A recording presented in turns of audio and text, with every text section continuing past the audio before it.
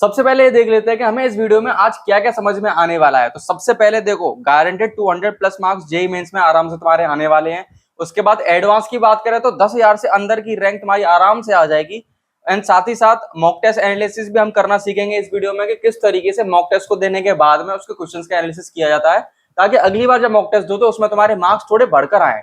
उसी के बाद हम बात करेंगे उसके बाद में कि एचसी वर्मा और डीसी पांडे ऐसी बड़ी बड़ी किताबों को सॉल्व कैसे किया जाए, इसका असली और सही प्रोसीजर क्या होता है। तो इन सारी चीजों के बारे में इस वीडियो में हम डिस्कस करेंगे। तो यार इस वीडियो को लास्ट तक देखना, एक भी मिनट इस वीडियो की स्किप मत करना। सो मूविंग ऑन, सबसे पहले बात करते हैं 200 प्लस मार्क्स स्ट्रेटजी के बारे में। देखो, सबसे पहले डिस्कस कर लेते हैं हमारा सिलेबस क्या होना चाहिए। तो तुम्हें सबसे पहले 60% सिलेबस जो है वो कंप्लीट करना है 200 मार्क्स लाने के लिए जेईई मेंस में। और इसकी एक पीडीएफ जो है मेरे टेलीग्राम चैनल में पड़ी हुई है, साथ साथ तुम्हें यहाँ पे स्क्रीन पर दिख रहे हैं ये सारे चैप्टर्स है जो तुम्हें कंप्लीट करने हैं 200 प्लस मार्क्स के लिए। इन चैप्टर्स को तुम्हें 100% तरीके से कंप्लीट कर लेना है। कोई भी कॉन्सेप्ट तुम्हें अनक्लियर नहीं छोड़ना है इन चैप्टर्स में। और कोई भी ऐसा छोटा मोटा टॉपिक जो है तुम्हें समझ नहीं आ रहा हो उसको जल्द से जल्द क्लियर करने की कोशिश करो, बिकॉज ये जो चैप्टर्स है ना, ये मोस्ट इंपोर्टेंट चैप्टर्स हैं।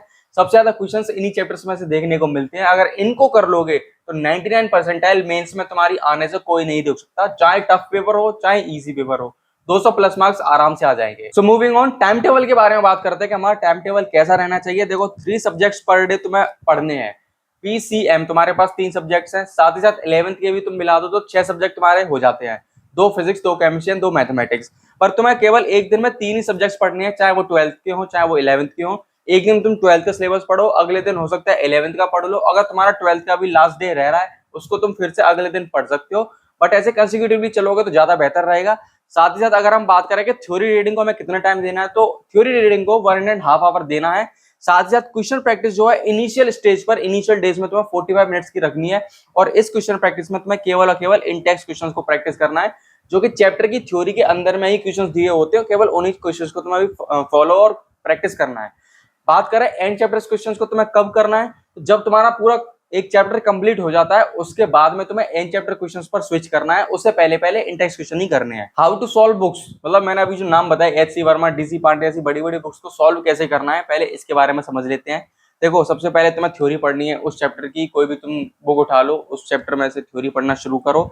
उसके बाद में इंटेक्स क्वेश्चन को तुम सॉल्व करना शुरू करो जो चैप्टर के बीच में दे रखे होते हैं, और फिर से आगे की थ्योरी पढ़ना शुरू करो। क्योंकि ऐसा होता है ना, 25% सिलेबस, 20% सिलेबस एक चैप्टर का हो गया, उसके बाद में इंटेक्स क्वेश्चन होते हैं, फिर उसके बाद में और थ्योरी दे रखी होती है, उसके बाद फिर से इंटेक्स क्वेश्चन होते हैं।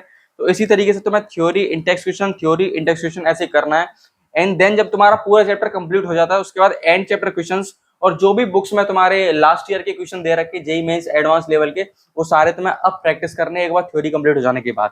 उसके बाद फिर से तुम्हें न्यू चैप्टर पर स्विच करना है, और न्यू चैप्टर पर स्विच करने के बाद उसके फिर से इंडेक्स क्वेश्चन करने, and then the cycle will have to repeat itself for the new chapter also. तो इस तरीके से तुम्हें इन सारी बुक्स को सॉल्व करना है, तरीका तुम्हें बता दिया है। आगे बढ़ते हैं कि मॉक टेस्ट तुम्हें कैसे देने और कब से मॉक टेस्ट देना शुरू करना। तो मॉक टेस्ट तुम्हें 25% सिलेबस कंप्लीट करने के बाद देने हैं। Physics, chemistry and mathematics 11th to 12th दोनों का मिला के जब तुम 25% सिलेबस कंप्लीट कर लो उसी के बाद मॉक टेस्ट देना। क्योंकि अगर इससे पहले तो मॉक टेस्ट दोगे तो तुम्हारे 300 मार्क्स का एक मॉक टेस्ट रहेगा, और 2 से 3 चैप्टर में से 300 मार्क्स का पेपर करना बेसिक लेवल पर ठीक रहता है, बट अगर टफर पेपर आया तो उसके लिए कोई फायदा नहीं होता है इस मॉक टेस्ट का।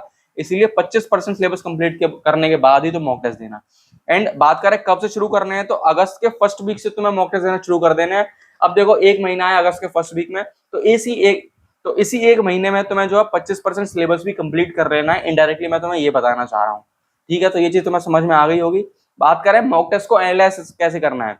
एनालिसिस अभी मैंने तुम्हें बताया क्या होता है। किसी क्वेश्चन को दोबारा से देखना मॉक टेस्ट के बाद में, जब तुमने उस क्वेश्चन को गलत कर दिया हो मॉक टेस्ट में, तो उसके बाद अगले मॉक टेस्ट में जब वो क्वेश्चन फिर से आता है तुम्हें उसको सही करना है। इसको सही करने के लिए तुम्हें उसको समझना होगा, उसी चीज को हम एनालिसिस बोलते हैं। तो सबसे पहले बात करें मॉक टेस्ट में, जब ऐसे क्वेश्चन आते हैं जो तुम्हें नहीं आ रहे, अननोन है, उसमें तुक्का लगाने की कोई जरूरत नहीं है, उनको तुम एनालिसिस के लिए छोड़ दो। जब एनालिसिस करोगे तब उनको समझने की जरूरत पड़ेगी। इसको इसीलिए तुम्हें अननोन क्वेश्चंस को जो है स्किप कर देना है। उसके बाद में read the solution and concept. जब उस क्वेश्चन को तुम एनालाइज करोगे तो उसका पहले सॉल्यूशन पढ़ो। सॉल्यूशन पढ़ने के साथ साथ उसको कॉन्सेप्ट समझो कि वो कॉन्सेप्ट क्या कहना चाह रहा है, ताकि तुम्हारा ऐसा चैप्टर जिसमें से वो क्वेश्चन आया है उस चैप्टर का भी तुम्हारा रिवीजन एंड टू एंड हो जाएगा इस कॉन्सेप्ट को रिवाइज करने से। एंड बात करें, देखो, उसी क्वेश्चन को जो तुमने अभी सॉल्यूशन उसका कॉन्सेप्ट पढ़ा मॉक टेस्ट देने के बाद में, उसी सेम क्वेश्चन को तुम्हें 3 दिन बाद फिर से ट्राई करना है उसको सॉल्व करने का।